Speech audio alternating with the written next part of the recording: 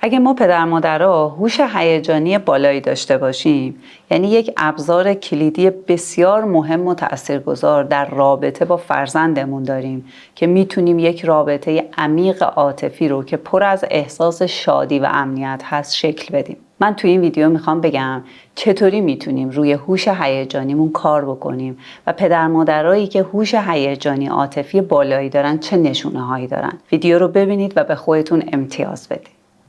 سلام، من نایده آج مقصودی هستم و اینجا همراز روانشناسی.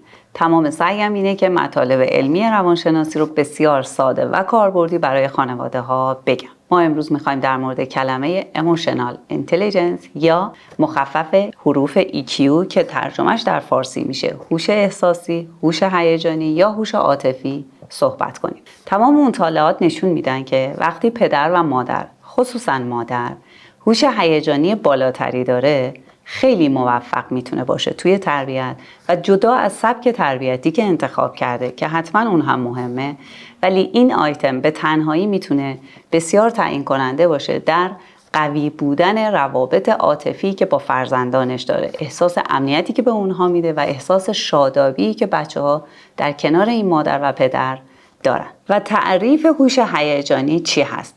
وقتی که ما میتونیم احساساتمون رو درک کنیم، شناسایی کنیم و اونها رو مدیریت و تنظیم بکنیم، یعنی اینکه ما هوش هیجانی خوبی داریم. زمانی که بتونیم احساسات دیگران رو هم خوب شناسایی بکنیم، روابطمون رو با اونها تنظیم بکنیم، یعنی هوش هیجانی بالایی داریم.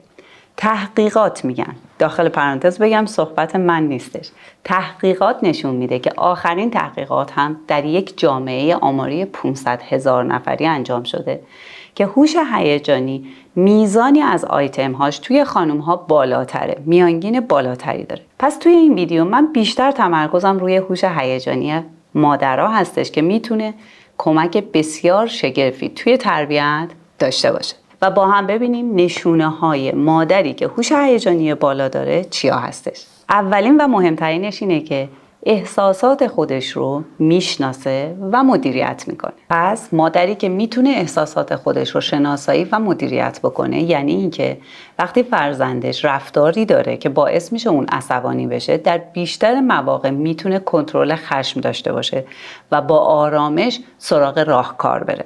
یا اینکه روزهای ناخوشایندی که داره، روزهای سختی که داره، شرایطی که نامساعد هست رو در خودش شناسایی میکنه. مثلا وقتی که تاریخ PMSش هست، حتما احساسات خودش رو میبینه، اینکه تاب و تحملش پایین تره، استرس بیشتری داره، میزان تحملش میاد پایین، اینها رو شناسایی میکنه و گاهی وقتا به همسرش یا بچه‌ها حتی این اطلاع رو میده که یکم از من فاصله بگیرید، مراقب باشید، این روزا من کمی احساساتم تحت تأثیر هستش. خب وقتی شناسایی کرد، قدم بعدی مدیریت اونها هستش، یعنی آگاهه به احساساتش و رفتارهاش.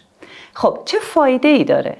وقتی که ما میتونیم احساساتمون رو شناسایی کنیم و مدیریت بکنیم، مهمترین خصوصیتی که داره اینه که بچه ما یه الگوی بسیار سالمی کنارش هست و داره یاد میگیره که آدما میتونن در موقعیت عصبانیت، ناراحتی، ناامیدی کنترل بکنن هیجاناتشون رو. دومین خصوصیتی که یه مادری که هوش هیجانی بالا داره میتونه اون رو داشته باشه، همدلی کردنه.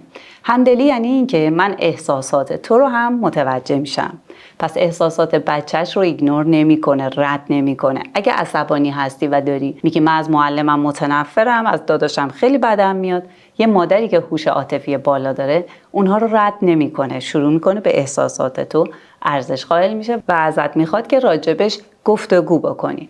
چه فایده ای داره؟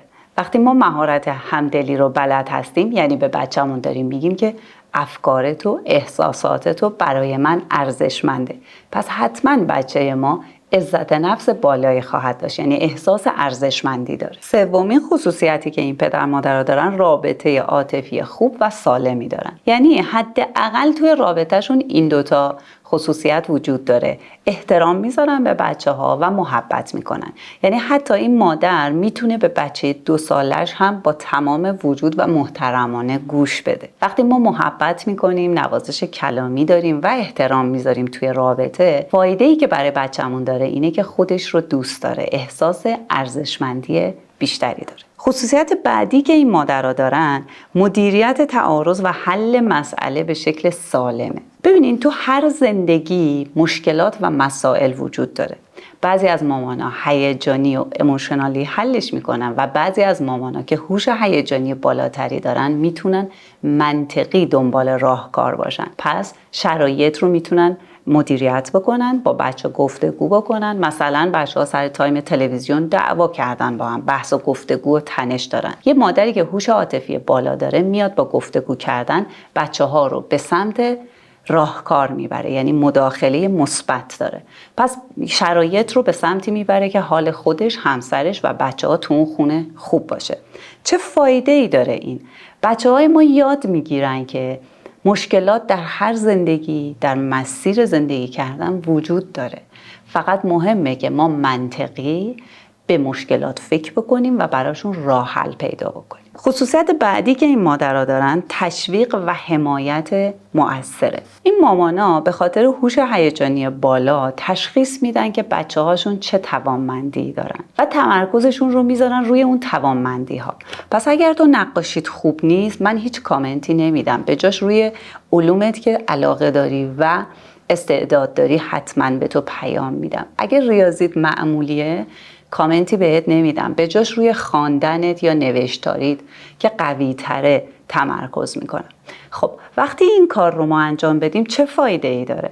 اعتماد به نفس ایجاد میشه، چون بچه ها متوجه میشن که یه توانمندی هایی دارن بدون اینکه ما به نقاط ضعفشون که همه ما آدم ها داریم اشاره‌ای بکنیم و تمرکز بکنیم. خصوصیت بعدی که این مادرها دارن جلوگیری میکنن از انتقال استرس به فرزنداشون. این مامانا چون میتونن مدیریت کنن هیجانشون رو در بیشتر موارد، از موارد استثنا نمیگم که برای همه ما پیش اومده و استرس توی خونه بوده، ولی در بیشتر مواقع میتونن استرسشون رو مدیریت کنن.